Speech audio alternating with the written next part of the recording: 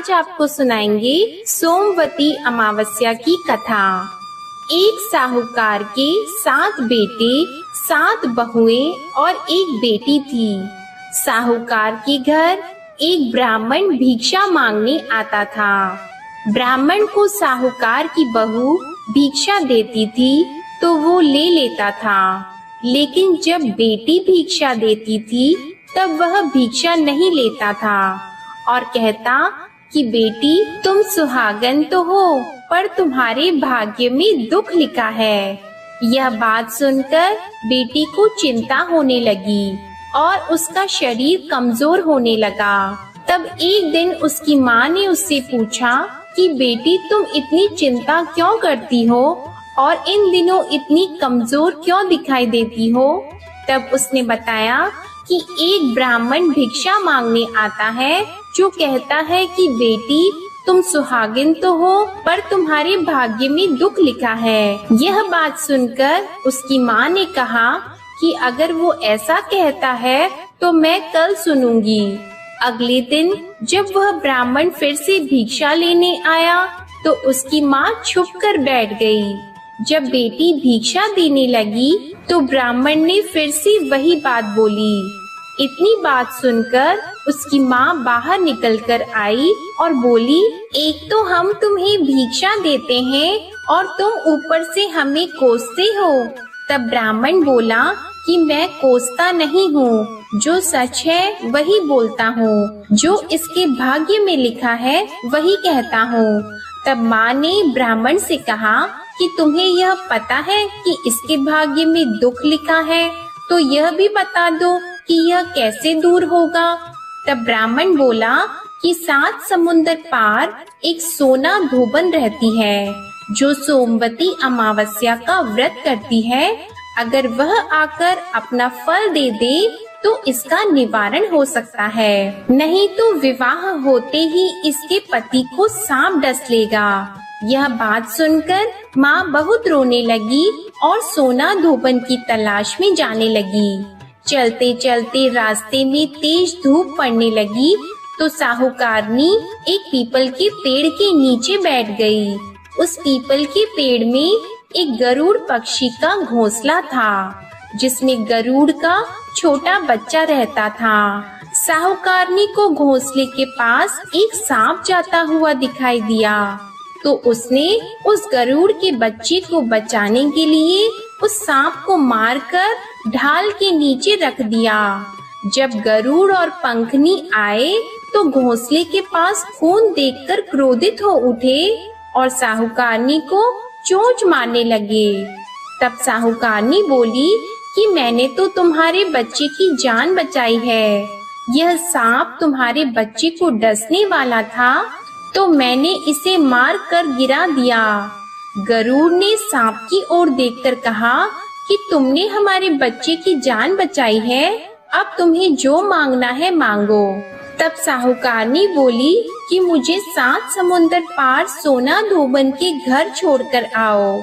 गरुड़ ने साहूकारनी को अपनी पीठ पर बैठाकर 7 समुंदर पार सोना धोबन के घर छोड़ आया। वहां जाकर साहूकारनी ने सोचा कि सोना धोबन को कैसे राजी किया जाए। सोना धोबन के 7 बेटे और 7 बहुएं थी। उसकी 7 बहुएं काम को लेकर रोज लड़ाई करती थी और काम भी नहीं करती थी। रात को जब सब सो जाते थे तो साहूकारनी सोना धोबन के घर जाती है और घर का सारा काम करती है। गायों को नहलाती है, घर की साफ सफाई करती है, रसोई का सारा काम संभालती है, चौका बर्तन करती है, आटा पीसती है, कपड़े धोती है, पानी भरती है और दिन होने से पहले चली जाती है। बहुएं सोचती थी कि यह सारा काम कौन कर रहा है, लेकिन कभी एक दूसरे से पूछती नहीं थी कि यह सारा काम कौन कर रहा है। एक दिन धोबन ने कहा कि तुम आजकल लड़ती भी नहीं हो, काम भी ठीक कर रही हो। तो बहुओं ने कहा कि सासू जी, काम तो हमें ही करना पड़ता है, चाहे हम लड़कर करें या राजी से करें, इसलिए लड़ाई करने का क्या फायदा होगा।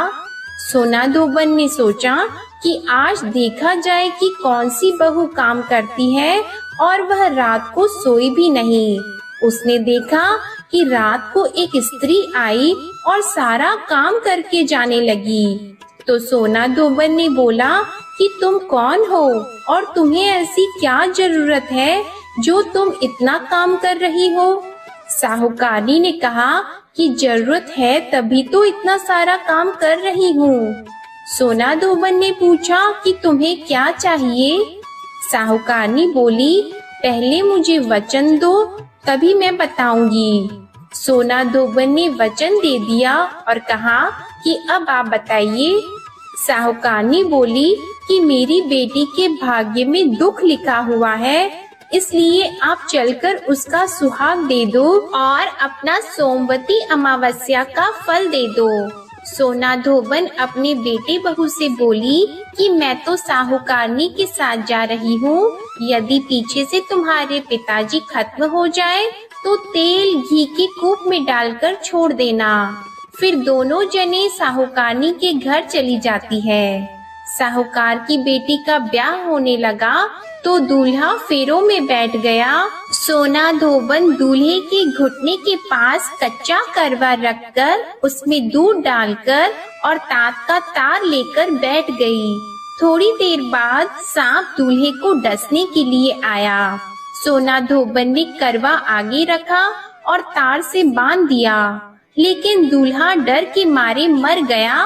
और तब सोना धोबन ने टीके में से रोली निकाली, मांग में सिंदूर निकाला, आँख में से काजल निकाला और मेहंदी निकालकर छोटी अंगुली से छींटे मारे और बोली कि आज दिन तक मैंने जितनी सोमवती अमावस्या करी है उनका फल तो साहूकार की बेटी को लग जाए और आगे जो मैं सोमवती अमावस्या का व्रत करूं उसका फल मेरे परिवार को लगे। इतना कहते ही दूल्हा जीवित हो गया और सब सोमवती अमावस्या की जय जय बोलने लगे। सोना धोबन वापस जाने लगी। तब साहूकारनी ने कहा कि तुमने मेरे जवाई को नया जीवन दिया है, इसलिए तुम कुछ भी मांग लो। तब सोना धोबन बोली कि मुझे तो कुछ भी नहीं चाहिए, सिर्फ एक हांडी दे दो। वह हांडी लेकर चली जाती है और रास्ते में सोमवती अमावस्या आती है। तो सोना धोबन हांडी की 108 परिक्रमा लगाकर पीपल के पेड़ के नीचे गाड़कर घर आ जाती है। घर आकर वह देखती है तो उसका पति मरा हुआ तेल और घी के रूप में पड़ा है। तब वह टीके में से रोली निकालती है, मांग में से सिंदूर निकालती है, कोया में से काजल निकालती है, नुम्बा में से मेहंदी निकालती है, चिटली अंगुली से छींटे देती है और बोलती है, मैंने जो रास्ते में सोमवती अमावस्या की है उसका फल मेरे पति को लग जाए।